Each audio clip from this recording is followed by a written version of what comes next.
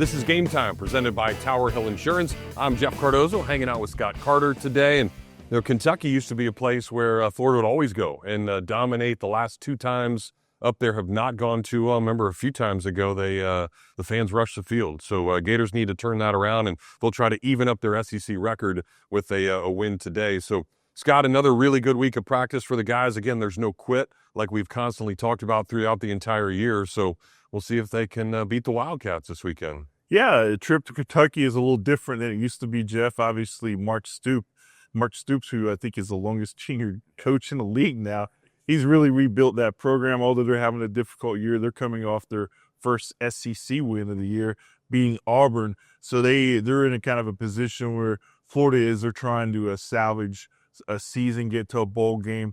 But Florida, once dominated this rivalry. Mark Stoops has brought some respectability back to Kentucky's side. They have won the last two in Lexington.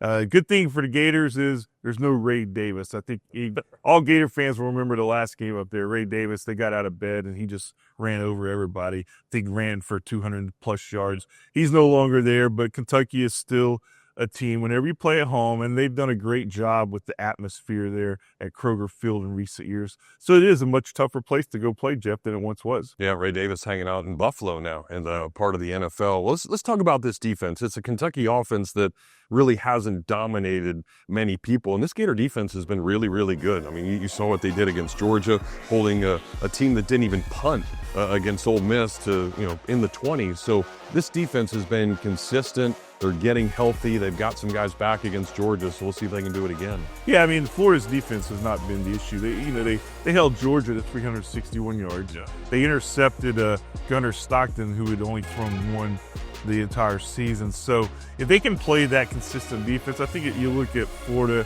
against Kentucky, and I'm going to look at Florida's offense against their defense because Stoops is a defensive wizard. He's built the program around defense. And Florida, if they can just cash in on some of the plays that are there to be had, we saw a couple they missed against Georgia that could have made a huge difference. And, of course, that's going to start with DJ Lagway just making the throws that are there and then relying on Jaden Baugh. I think Jaden Baugh is still a huge weapon for Florida's offense.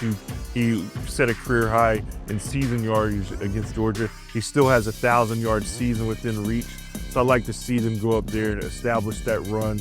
And, they're going to want to go up there and just win this game, restore some momentum, and then they got to go to Ole Miss. And we know what the storyline there. We know how big of a game that's going to be. So, again, these guys have a lot still to play for. Billy Gonzalez after the game, I mean, I liked his fire after the game the other night. He came in there, and it wasn't like, hey, I'm glad we hung with Georgia. I thought the guys that we wanted to win this game. We're not here to just play. We want to win. And I think that's the mentality that they need to have right now. Well, win or lose, you are always a winner if you read this guy's stuff at FloridaGators.com. That is Scott Carter. And that was Game Time, presented by Tower Hill Insurance, as the Gators get ready to head up to Lexington, Kentucky